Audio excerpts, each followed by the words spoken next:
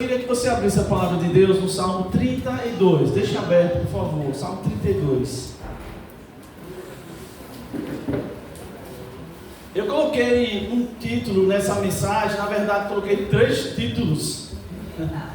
Porque eu fiquei tentando achar aquilo que se encaixava mais. Eu achei melhor deixar os 3 mesmo. Eu disse, eu vou botar um, mas eu digo, é melhor colocar os 3 títulos na mensagem.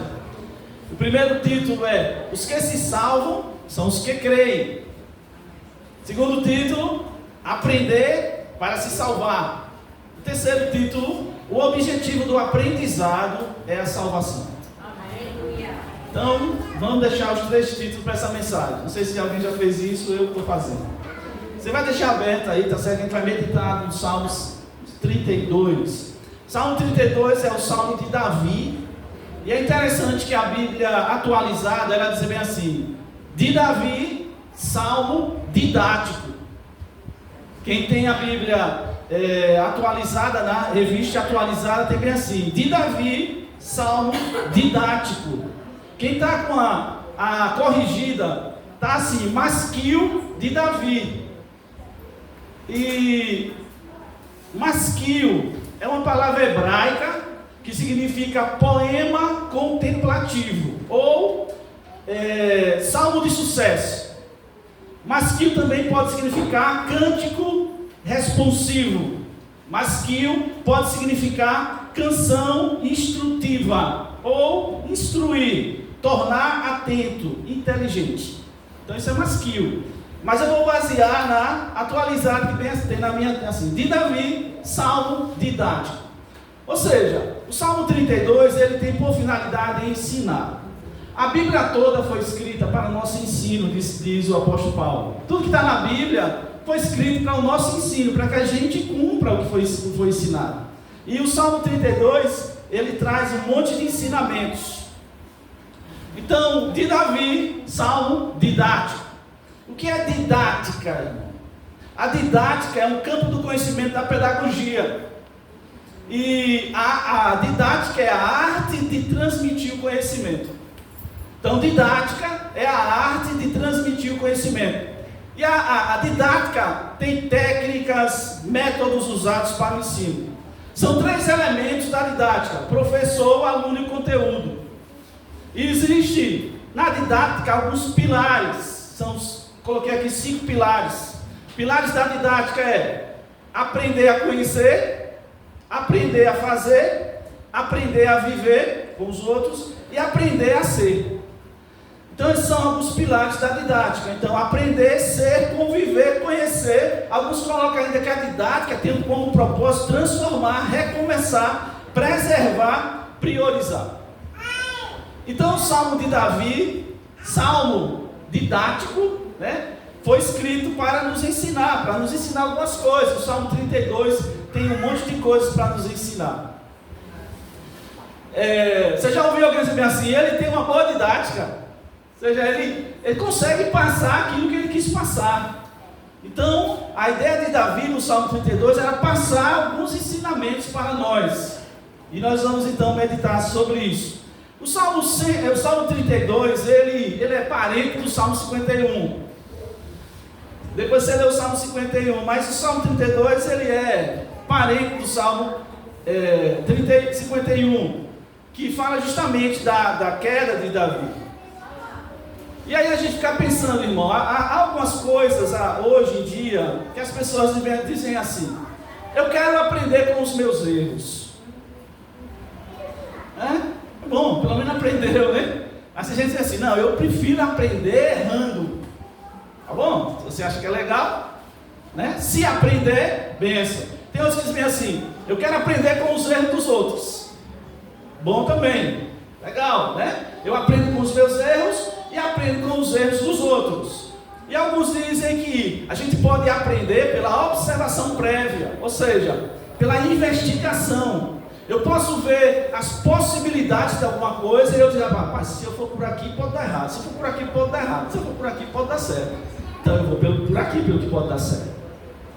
Davi, quando ele escreve o Salmo 32, ele estava querendo nos ensinar algumas coisas e, de uma certa forma, ensinar pela experiência que ele viveu. Né? No Salmo 32, ele estava dizendo: eu vivenciei isso e eu quero passar para vocês. Aprenda comigo. Aprenda que esse caminho que eu peguei, né, é um caminho que você tem que atentar. E é isso que a gente vai meditar. Então, o objetivo do aprendizado é a salvação. Então, quando Deus usou Davi, pelo Espírito, para escrever esse Salmo 32, ele tinha o objetivo de nos ensinar para nos trazer salvação. Amém? Amém. Quem aprendeu alguma coisa sabe que aprendeu, né? E aí a gente vê no versículo 1, diz assim: Davi fala: bem-aventurado, feliz é aquele cuja a iniquidade é perdoada e cujo pecado é coberto. A gente vê uma coisa interessante aqui. Davi, ele fala bem assim: como é feliz aquele cuja iniquidade foi perdoada e cujo pecado foi coberto. Iniquidade aqui pode ser também transgressão, quebrar a lei.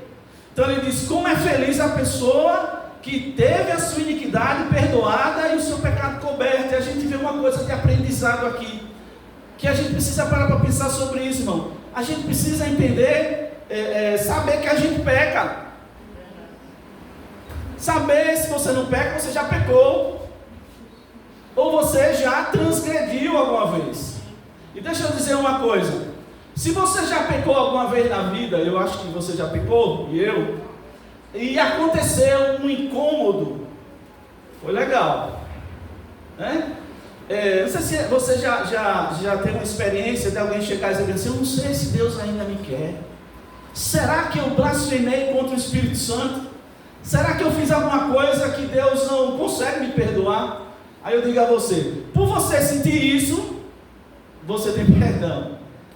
Porque a característica de uma pessoa que não tem mais jeito, sabe o que é? É ela achar que ela não precisa se consertar. Certo? Então Davi está dizendo: aprenda comigo. Eu experimentei a graça do perdão de Deus. E ele diz: como é feliz o homem que foi perdoado. Como é feliz o homem que quebrou a lei, mas que Deus perdoou. É isso que Davi está dizendo. Então essa é a primeira lição que eu creio que Davi quis dizer para a gente no versículo 1. Ou seja, saiba que você pecou, ou você pode vir a pecar, mas isso aí não é o fim. Isso pode ter o fim, na verdade, é o que você vai fazer depois de que você pecou. Amém? Amém. O segundo versículo diz assim, ele continua: bem-aventurado, ele repete, o homem a quem o Senhor não atribui iniquidade e em cujo espírito não há dolo.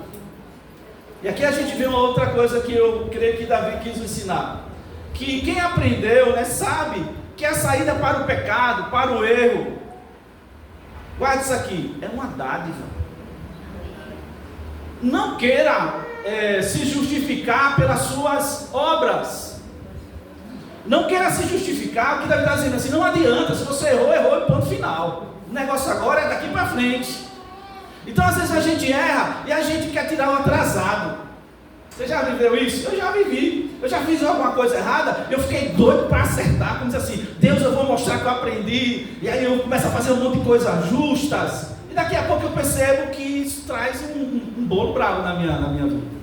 Então o que Davi está dizendo é: bem-aventurado é aquele homem, bem-aventurado o homem a quem o Senhor não atribuiu a iniquidade e em cujo espírito não há dolo. Ele disse assim: tome posse, aprenda de que quando você erra e você se arrepende, você recebe uma dádiva do perdão. Perdão é uma dádiva. Amém. Irmão, quando a gente erra, a gente não merece perdão. A gente precisa do perdão. Mas você não merece. Você errou, você é passivo de punição. Isso de forma geral. Mas aí na visão de Deus que Davi está passando aqui para a gente, ele então diz bem assim: é feliz é aquela pessoa que entende isso, que o perdão é uma dádiva de Deus. Feliz é o homem a quem o Senhor não atribuiu a iniquidade. Eu disse: eu não vou atribuir para você essa iniquidade. Em outras expressões, eu não vou imputar, ou seja, jogar sobre você essa iniquidade. Eu não vou fazer isso. Eu não vou fazer isso. Tem um texto em Romanos 4, de 3 a 8, que Paulo pega esse negócio de Davi. E aí no Romanos 4, de 3 a 8, diz assim: porque diz a Escritura: Abraão creu em Deus, e isso lhe foi imputado para a justiça. Abraão creu em Deus e Deus justificou Abraão. Aí diz, ora, repare, irmão, ao que trabalha, o salário não é considerado como favor, e sim como dívida. Ou seja, quem aqui tem um trabalho que é remunerado no final do mês? Então, quando você vai receber seu salário, quem está lhe pagando não está fazendo nenhuma bondade, não. Ele está simplesmente cumprindo o contrato que você acertou com ele, que iria pagar X para você. Então, quando você trabalha e você recebe, isso não tem nenhum favor. O seu patrão não é bonzinho, não, porque está lhe pagando. Ele não é bonzinho, não, irmãos. Ele está lhe pagando porque você trabalhou. Então, Paulo fala, ora, ao que trabalha, o salário não é considerado como favor, e sim como dívida. Mas, repare, ao que não trabalha, porém crê naquele que justifica o ímpio, a sua fé lhe é atribuída como justiça. E assim também, aí ele cita Davi, e é assim também que Davi declara ser bem-aventurado o homem a quem Deus atribui a justiça, independente das obras. E continua, bem-aventurados aqueles cujas iniquidades são perdoadas e cujos pecados são cobertos. Bem-aventurado o homem a quem o Senhor jamais imputará pecado. Aleluia. Então Davi estava nos ensinando, ele diz, aprenda uma coisa, né, que o seu perdão é uma dádiva. E você é feliz por isso. Ninguém aqui é merecedor de perdão, irmão. Eu repito, nós somos carentes do perdão. E graças a Deus, e a gente é feliz porque Deus nos perdoa de todos os pecados. E jamais Ele imputa o pecado para a gente. Pecado perdoado é pecado cancelado. Glória a Deus. Amém? Amém. Versículo 3. Davi fala, enquanto calei os meus pecados, envelheceram os meus ossos pelos meus constantes gemidos todo dia. Aí Davi diz, sabe uma coisa? Se você se calar a respeito dos seus pecados, isso é uma fonte de grande sofrimento. Tem um texto em Provérbios bem assim, aquele que confessa e deixa, alcança a misericórdia, mas aquele que encobre nunca prospera. E Davi está dizendo assim, aprenda isso, não fique calando, não se cale, não fique mudo a respeito dos seus pecados, porque quando a gente se cala, isso traz um sofrimento terrível. É o que ele estava vivendo, assim, enquanto eu fiquei caladinho, fiquei escondido nos meus pecados, envelheceram os meus ossos, parece que os meus ossos estavam ficando velhos, começou a dar osteoporose, os ossos começaram a ficar ruim, doía, e eu gemia o dia todo. Misericórdia. Amados, quando a gente esconde, a gente sofre. Quando a gente revela ao Senhor, a gente fica feliz. A gente é bem-aventurado. Então ele fala, isso é uma terceira coisa que o Salmo dá essa ideia, né? Quem aprendeu sabe que calar a respeito dos pecados é uma fonte de grande sofrimento. Sofre pra caramba. Eu já sofri muito. E você sofreu muito quando você ficou sozinho aí, remoendo os seus pecados. E ficou talvez até com receio de falar até para Deus, porque você disse, como é que Deus vai me ver nisso? Como é que eu vou dizer isso para Deus? E aí, os ossos são como que esmagalhados. Esmagalhados mesmo, eles são, você sente um negócio terrível. E Davi, ele vivenciou isso, Davi está ensinando isso. Versículo 4 diz assim a palavra, diz Davi, né? Porque a tua mão, a mão de Deus, pesava dia e noite sobre mim, e o meu vigor, a minha força, se tornou em sequidão de estio. Davi disse, aprenda uma coisa, quem aprendeu sabe que o Senhor resiste aos soberbos, né? Resiste aos pecadores que eu coloquei aqui, inveterados, e que ocultam seus pecados, vivendo de aparência. Davi, ele diz, a mão de Deus pesava sobre mim, e eu sentia de noite e de dia a mão pesada dele sobre mim, e o meu vigor começou a virar fraqueza, sequidão, como num deserto.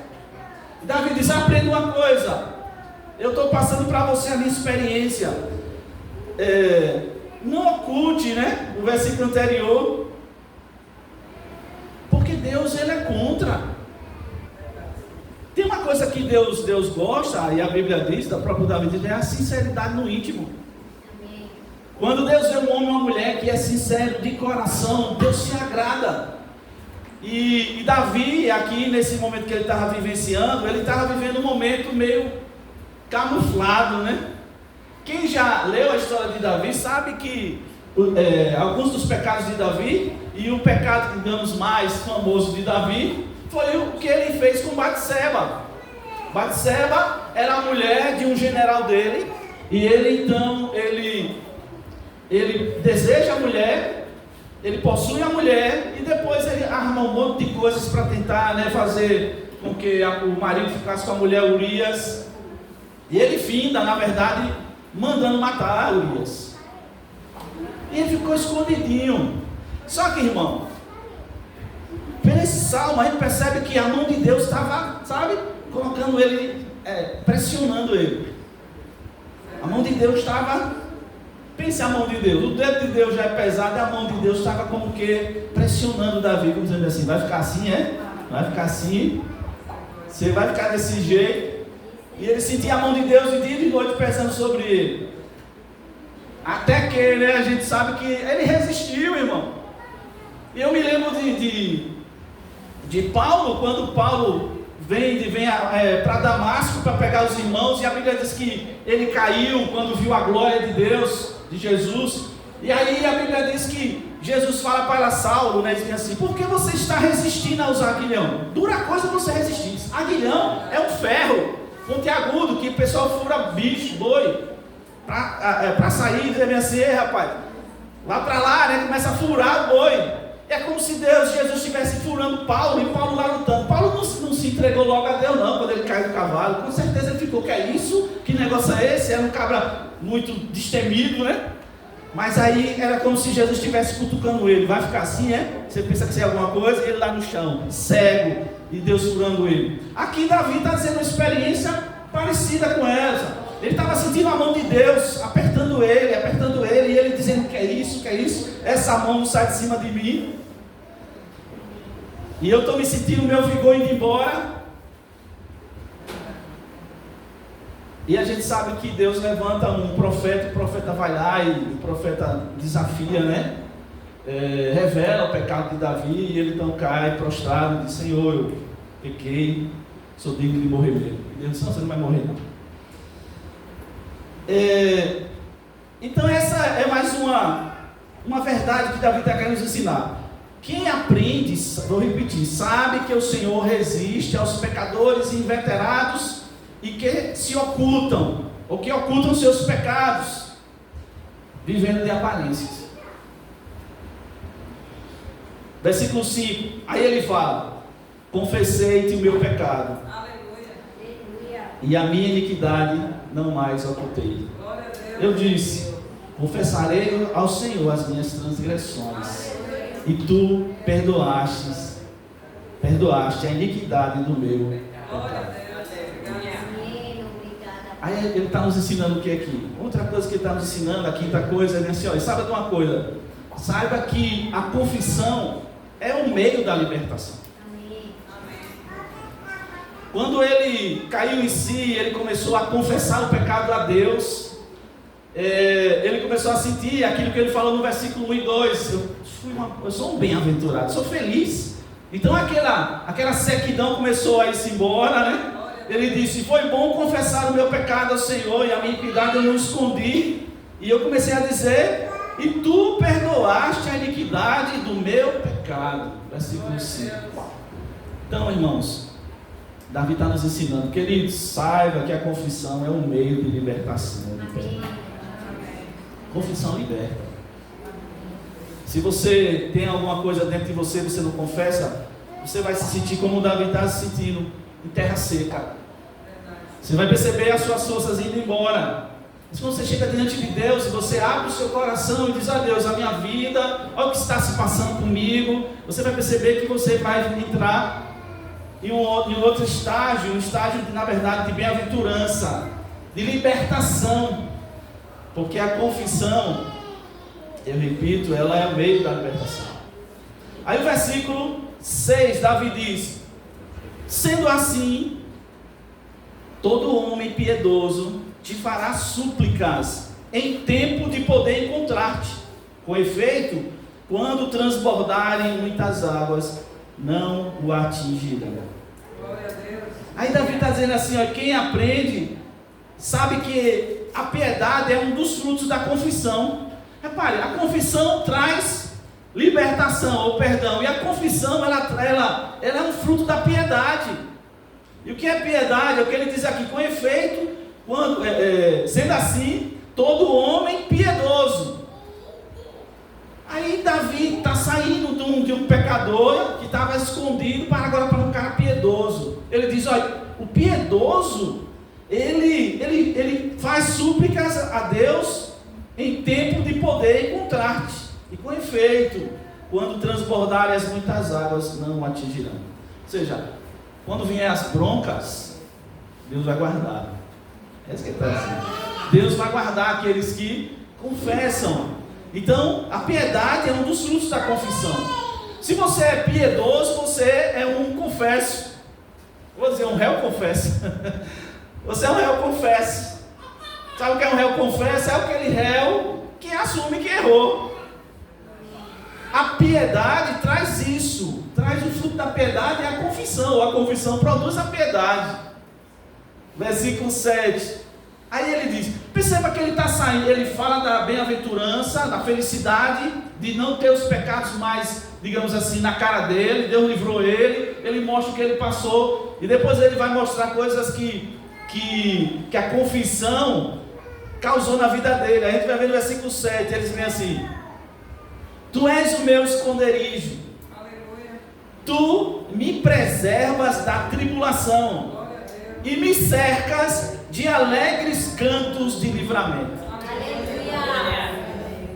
É que coisa, percebe? Ele fala do que tinha acontecido com ele, né? Ele agora é um bem-aventurado, feliz, porque Deus foi gracioso com ele, perdoou, não atribuiu a ele. Ele mostra o processo que ele passou, e ele está dizendo, olha, se você seguir isso aqui, depois que você seguir esse processo, se você fizer isso, você vai experimentar uma coisa, você vai saber que o Senhor se torna a sua suficiência. Glória a Deus. Deus vai ser tudo para você. Ele vai ser o seu esconderijo. Ele vai te guardar da hora da tribulação. E aí ele vai fazer algo dentro de você. Ele vai cercar você de coisas alegres, cântico de livramento. Você que estava amargurado, você estava em terra seca, agora você vai começar a se alegrar. Glória a Deus. E irmãos, como é bom ser perdoado. Aleluia. Alguém aqui já foi perdoado alguma vez? Amém. Você já foi perdoado por alguém sem ser Deus? Amém. Você já fez algo contra alguém e você foi lá, né? Ou alguém fez contra você e você teve a graça de dizer eu te perdoo de coração. É uma das experiências mais tremendas que existe. Difícil. Perdoar e ser perdoado é uma coisinha difícil pra caramba. Mas quando acontece, é mágico. É espiritual, mágico não, é espiritual. Traz isso aqui, traz cânticos de alegria. Aleluia. Você começa a rir à toa. Olha aquela música, eu estou rindo à toa. Você começa a rir à toa. Você pensa assim, coisa boa. Não aconteceu, aparentemente não mudou nada. Mas você foi lá e se sentiu que está perdoado. Você começa a rir à toa. Glória a Deus. Alguém conta uma piada sem graça, você ri assim mesmo. E diz, é isso mesmo. Você nem sabe o que ouviu, você está rindo. Porque você está desfrutando agora da graça. Está desfrutando da suficiência do Senhor. Glória a Deus. Mas alguém pensa assim, tá bom. Mas se eu confessar e eu falhar de novo, confessa de novo. Tantas quantas vezes forem necessárias. Confesse de novo. Porque a gente tem esse negócio. Tem gente assim, não, eu não vou falar a Deus. Eu não vou confessar esse meu pecado, não. Esse meu pecado que alguns chamam de estimação.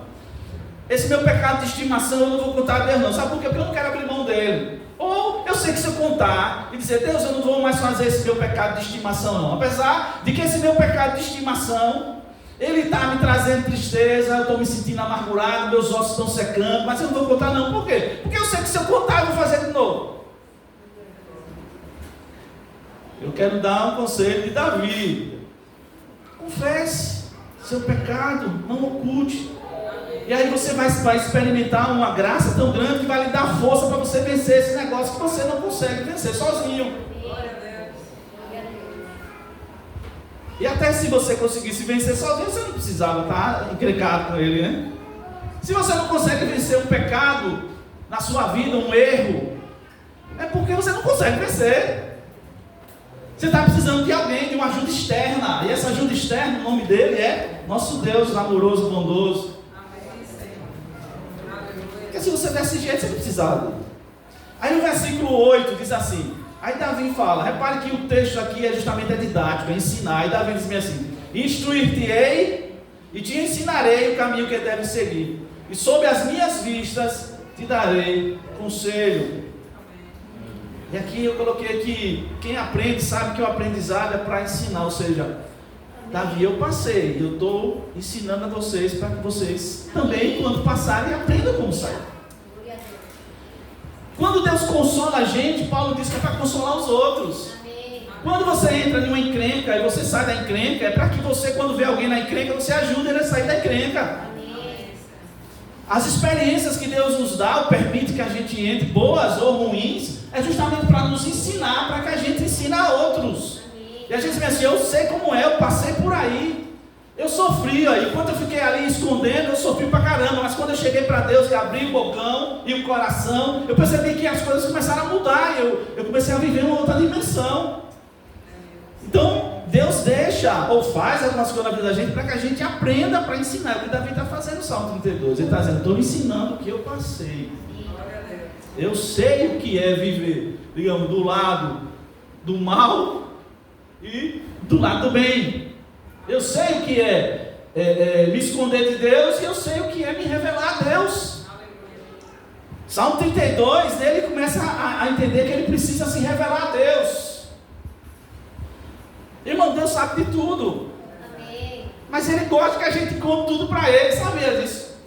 Porque na verdade, quando você fala para Deus aquilo que Deus já sabe, Deus está querendo que você tome consciência do que você já está sabendo.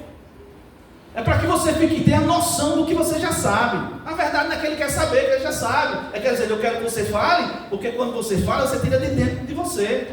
Ele sabe disso. Quando você fala, você tira de dentro de você. Por isso que existem psicólogos e tantas pessoas de aconselhamento, pastores e tal, um irmão que vai lá e quando você começa a falar, você está tirando aquele negócio de dentro de você e botando para fora. Então Deus sabe que quando você chega diante dele, você confessa, você está tirando o peso. Amém. Por isso que ele quer que a gente confesse. E quando você sair da encrenca, você vai ser um candidato a ensinar os outros. Aleluia. Você é um candidato para ajudar os outros. Amém. É o que Davi fez ao escrever os salmos, esse salmo especial. Ele disse, eu vou ensinar vocês a vocês saírem das encrencas da vida. Quando você entrar numa encrenca pesada, pega esse caminho. Pega esse caminho. Versículo 9. Ele diz,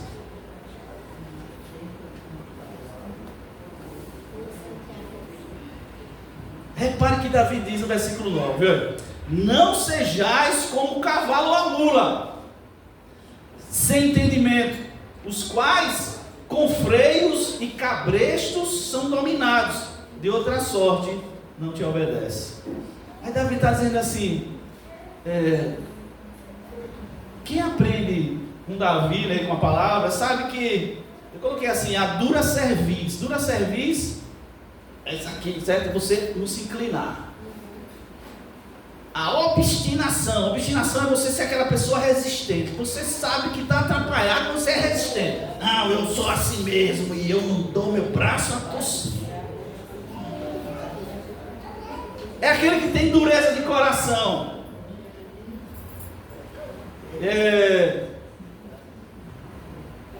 Aí a pessoa é um cavalo ou uma mula. Davi está dizendo, se você é obstinado, se você tem uma servidura, se você não dobra a sua serviço, se você não se encurva, sabe uma coisa? Você é um cavalo. E sabe o que vai acontecer? Você vai pegar alguém, vai pegar e botar um cabresto em você. Você precisa de um cabresto para ser obediente? Ou será que o que você viveu não lhe dá razões para você ser obediente? Pelo que você já conhece, será que não lhe dá razões? Você precisa que alguém bote cabresto em você? É uma triste revelação, mas deixa eu dizer uma coisa, amados. Infelizmente, os homens gostam de ser mula. É verdade, sabia? Os homens parecem que gostam de apanhar para aprender. E como eu falei no início, às vezes até conta isso como se soltasse rojões, assim, eu aprendi com os meus erros. Oh, coisa boa, levou um bocado de porrada que poderia ser evitada. Caiu no mesmo erro 1, 2 vezes, 3 vezes e ainda se acha no direito de levantar os olhos ao céu e dizer, Senhor, eu sou assim mesmo. Tá bom, toma um cabresto. Aí sabe o que vai fazer? Jesus ele falou, aquele que peca se torna escravo do pecado. Não, eu não quero mais, não quero obedecer a Deus. Deus joga pesado, né? Deus joga pesado, Deus só dá na veia. Deus só dá aquelas voadoras. Deus, quando ele vem para cima da gente, ele vem de voadora. Pá! Não tem como você evitar. Não quero isso não. Tá certo, sabe o que vai vir? Vai vir homens. Vai vir Satanás. E ele vai pôr cabresto em você. Irmãos, ou eu sou dominado por Deus, ou eu sou dominado por outra coisa, ou por outra pessoa. Você não pode, você não vive nem eu sem domínio. Talvez você queira se dominar. Quando a Bíblia diz, olha, maldito é o homem que confia no homem, faz do homem seu braço forte. Sabe que o homem aí também é você? Não é o outro só não. Às vezes a gente confia no nosso taco, como diz. Confio em mim. Olha o que eu vou dizer a você. Você é uma mula. Você é uma mula. E Davi está dizendo assim, não seja uma mula nem um cavalo, que não tem entendimento, e que precisa que alguém leve você na marra. Deus está só que não vai te obedecer. Não seja, irmão. Pelo amor de Deus, se Deus falou com você, se submeta a Deus. Se você entendeu que aquilo é de Deus, se submeta a Deus e ponto final. Porque Ele vai lhe tirar do estágio de sequidão, de sofrimento, e vai lhe colocar no estado de bem-aventurança. De um pecador, agora um pecador redimido. Versículo 10. A parte A. Aí ele fala: muito sofrimento terás de cumprir o ímpio. Ímpio é aquele que desvaloriza as coisas de Deus. Ímpio é aquele que não respeita a lei de Deus. É um ímpio, certo? Você pode ser um pecador e ímpio. Você pode ser só pecador. Quer quebrar uma lei. Mas o ímpio, ele não dá valor às leis de Deus. Ele não está nem aí para o que Deus diz. É isso que é ímpio. Mas sabe o que Davi está dizendo? O ímpio vai curtir muito sofrimento. Olha que curtição boa. Davi, que brincadeira é essa? Ele diz, você vai curtir sofrimento. E a gente aprende aqui com Davi, mais uma coisa, que quem aprendeu sabe que permanecer na impiedade trará muito sofrimento. Quem permanece na impiedade vai curtir sofrimento. Quem permanece desacreditando, desonrando, menosprezando a lei de Deus, estou falando da lei do Velho Testamento, a lei é a palavra de Deus, você vai curtir sofrimento. Você vai ser um cara, uma mulher, um homem que vai curtir a dor. Davi, ele está falando isso. E Davi, ele conhecia, né? O que estava falando. A parte B do versículo 10, ele diz, repare, mas o que confia no Senhor, a misericórdia o assistirá. Quem aprende de Deus sabe que quem confia no Senhor contará com a sua misericórdia. Bondade, Salmo 1, e misericórdia, Salmo 3. Bondade e misericórdia me seguirão todos os dias da minha vida. E habitarei na casa do Senhor para todos sempre. Porque confia no Senhor, a misericórdia o assistirá. A misericórdia de Deus passa a ser a sua serva. É o que ele está dizendo. A misericórdia vai te servir, vai lhe assistir, vai dizer, e aí, você está precisando de quê? Glória a Deus. Obrigada. Versículo 11, e a gente está encerrando, vai para a conclusão. Diz assim, Davi fala, encerra o salmo dizendo assim: alegrai-vos no Senhor e regozijai-vos, ó justos, exultai, vós todos que sois retos de coração. Alegre-se, regozije-se, você que é justo. E aí justo aqui não é que nunca fez injustiça, justo é aquele que entendeu o processo de sair das injustiças, dos pecados. Você que entendeu isso, que você errou feio, mas você saiu, você é justo. Coloquei um negócio aqui, que uma das maiores revelações da cruz é a certeza, preste atenção, uma das maiores revelações da cruz é a certeza de que todos os nossos pecados foram vindicados. Vindicados quer dizer reclamados, vingados e perdoados em Jesus. Uma das revelações da cruz é que todos os nossos pecados foram vindicados, foram reclamados. Deus reclamou: pecado A de Vanilson, Jesus, pago. Pecado B de Vanilson, pago. Até o Z, pago também. Está reclamado, está vingado em mim. Aleluia. A cruz diz: todos os seus pecados já foram perdoados em Jesus, todos. Então como é que eu vou ficar carregando a culpa, eu vou ficar carregando o castigo se eu tenho em Cristo a libertação? Amém. Das consequências vem algumas, mas Deus nos livra de outras. Obrigada, Pai. Eu vou repetir, uma das maiores revelações da cruz é a certeza de que todos os nossos pecados foram vindicados, quer dizer, reclamados, vingados e perdoados em Jesus. Deus jogou pesado com Jesus para poder livrar a gente. Deus castigou Jesus de tudo que era necessário para que Ele pudesse livrar você e a mim. Porque eu vou sair carregando pecado? Glória a Deus. No Velho Testamento, em Números 21, de 4 a 9, fala de Neustã. Não sei se você já ouviu falar de Neustã. Lá em Números 21, de 4 a 9, fala de Neustã. Neustã é interessante. Já ouviu falar de Neustã? Isso. Neustã foi o nome que deram à serpente. Neustã. Em Números capítulo 21, de 4 a 9, diz assim a palavra: então partiram do Monte Or, pelo caminho do Mar Vermelho, a rodear a terra de Edom.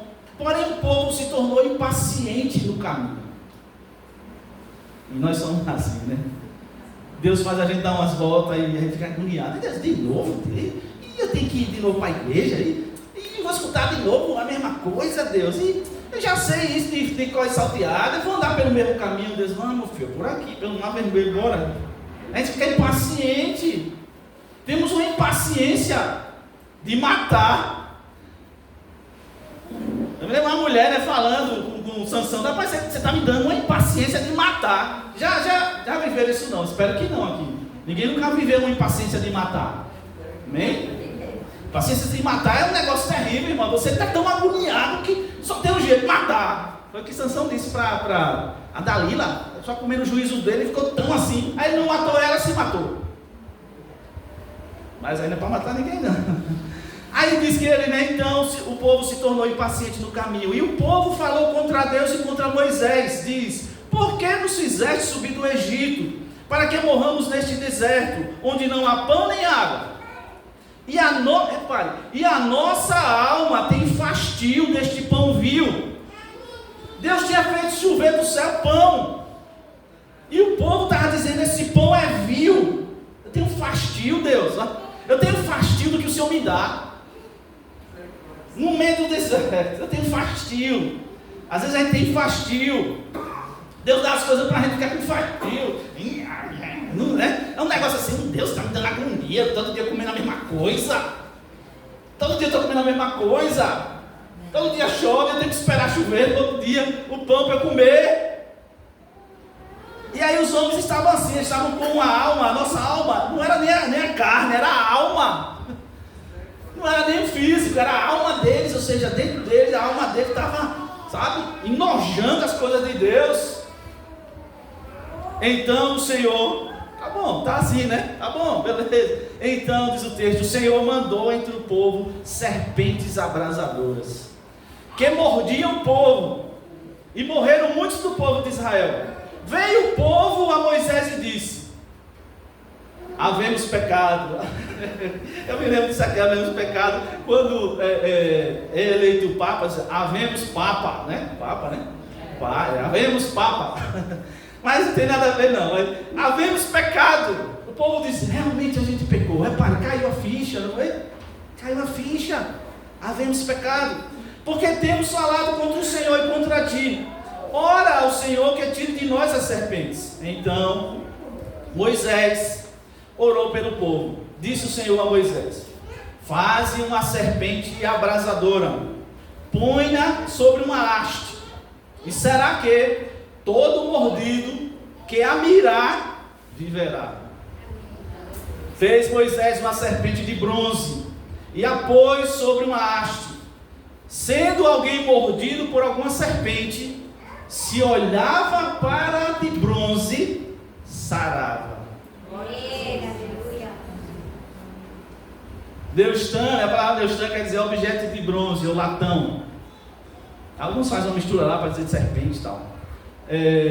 O rei Ezequias destrói essa serpente, porque o povo começou a adorar, idolatrar, né, o objeto de livramento. Ou seja, o objeto de livramento se tornou objeto de escravidão. 2 Reis 18,4 diz assim: removeu o rei Ezequias os altos, quebrou as colunas, deitou abaixo o poste ídolo e fez em pedaços a serpente de bronze que Moisés fizera, porque até aquele dia os filhos de Israel lhe queimavam incenso e lhe chamavam Neustã. Que negócio, mano. Mas é interessante. Ao invés de Deus tirar a serpente que ele tinha mandado, ele deixou a serpente e fez um escape, né? Uma saída. A saída é vocês acreditarem no que eu faço, ou no que eu mando. Irmãos, a saída às vezes não é a saída. Às vezes a saída é você acreditar no que Deus disse. Às vezes o problema é assim: me tire dessa encrenca, me tire do problema. Você não, o problema não, deixa o problema aí mesmo, tá legal esse problema. Mas você quer um jeito: olhe para meu escape, minha saída, minha salvação. Olhe para mim. E quando as cobras mordiam as pessoas, né, aqueles que acreditavam, e é um negócio interessante isso, né? Que coisa mais. É para quem não disse fé, né? Ele só olhe. Aí o cabo era mordido. Aí Moisés disse: olha, quem for mordido. Aí Arão dizia: quem for mordido. Aí o levita lá: quem for mordido pela serpente abrasadora, tá vendo aquela haste lá? Olhe para ela, olhe para ela, olhe para ela. Aí as cobras, né? Deserto, tem umas cobras miseráveis, que é brava as cobras do deserto. Aí vem, tá mordendo, cabe agora, olha no olho, olha no olho. Aí o cara olhava. Olha, rapaz, não fez nada não. só deu a dorzinha da picada, né? Da mordida. E tal. Eu penso que o cara saía muito alegre. É o texto de Salmo. O pecado lhe pegou, lhe mordeu, lhe feriu. Aí você olhou para Jesus e Jesus libertou você do pecado. Aí você disse: uma coisa boa, doeu, mas eu estou feliz, eu estou livre. Deixa eu dizer uma coisa, irmãos. As serpentes abrasadoras sempre existirão. Deus vai sempre deixar a serpente abrasadora. As neustãs vão sempre existir. Até no Éden Deus deixou ela. Pode entrar. Porque Deus quer saber se você vai acreditar no que Ele diz ou não. Se você vai acreditar ou não de que o caminho de Deus é o que é o certo.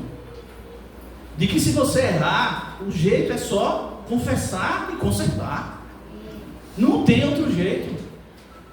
Ou eu acredito em Deus, ou eu vou estar sendo mordido pelas serpentes da vida. O pecado vai sempre pegar você. Vai sempre nos pegar. Jesus, como sempre foi, maravilhoso, no João 3, 13 a 15, ele diz: ora, ninguém subiu ao céu, senão quem desceu do céu, o Filho do Homem, que está no céu. Ora, ninguém subiu ao céu, senão que desceu do céu, o Filho do Homem que está no céu. Ele estava na terra e estava no céu. É um negócio. Aí ele diz: olha, aí ele fala, do modo por quê? Como Moisés levantou a serpente no deserto, assim importa que o Filho do Homem, Jesus, seja levantado, para que todo aquele que nele crê não pereça, mas tenha a vida eterna. Aleluia. Ele diz: eu vou ser levantado como aquela serpente, daquele modo. Qual é o modo? Só tem vitória quem olha para mim. Só tem perdão quem recebe o perdão que veio da cruz através de mim. É isso que Jesus está ensinando, é isso que o Salmo estava ensinando. É Ele. Você é um bem-aventurado, uma bem-aventurada, não porque você é tal ou a tal, é porque você recebeu da graça que te perdoou. E Cristo recebeu tudo que era malefício, tudo que era desgraça, Jesus recebeu por mim e por você. Glória a Deus. Você crê ou não? E ele fala, né? E do modo por quê? Aleluia. Você tem que olhar com fé para se salvar. É crer para se salvar. Crer. Uma das maiores coisas, né, do cristão é a fé. Né? O que faz a diferença na nossa vida não são as coisas que aconteceram, que vão acontecer, mas a sua fé. Se você já disser perder tudo e não perder a sua fé, você não perdeu nada. Por quê? Porque tudo você pode reaver, ou Deus pode fazer coisa melhor do que foi antes, ou Deus pode lhe tirar das tragédias da vida, da tristeza da vida, e fazer você um bem-aventurado, mais que feliz. Mas aonde estão os seus olhos? Onde estão os nossos olhos, irmão? Onde estão os nossos olhos? Para quem você está olhando? Você está olhando para a cruz, em que todos os nossos pecados foram perdoados. Olha, todos. E tem um texto que diz assim: jamais você vai receber punição do pecado. Glória a Jesus. Obrigada, Senhor. Todos os seus pecados já foram perdoados. Todos. E porque basta você olhar e confessar. Você vai dizer: Deus, aquele pecado de hoje já está perdoado há 2000 anos atrás.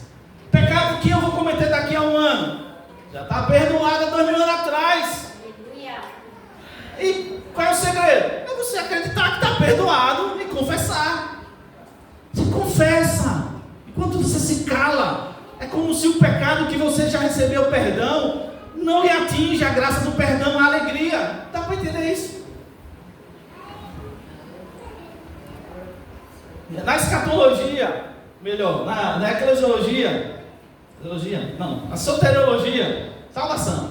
Na salvação, alguns acreditam assim, e eu concluo com isso.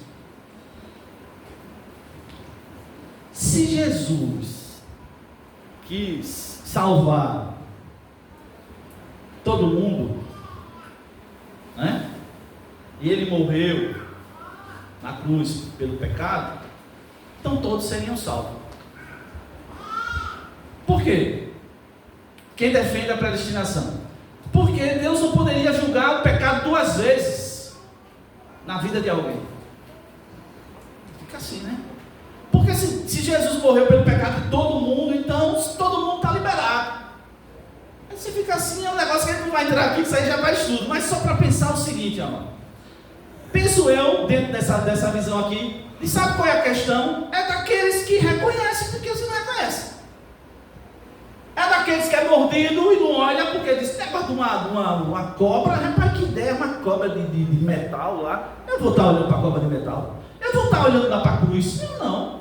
Aí fica lutando contra as serpentes e o diabo mata. A pessoa só era olhar e dizer, Jesus, o Senhor morreu por mim, pelos meus pecados, morri. Pronto, ponto final. Você crê, ponto final.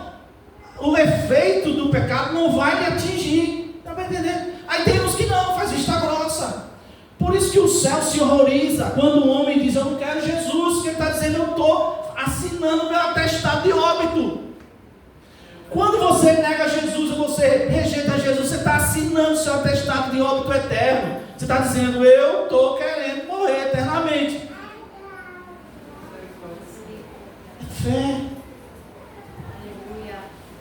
Que Deus nos abençoe, irmão. Nós vamos cear. E é a hora de você sair daqui hoje alegre. Hoje é dia de felicidade. Por quê? Porque aqueles elementos simbolizam justamente o corpo e o sangue de Jesus na cruz.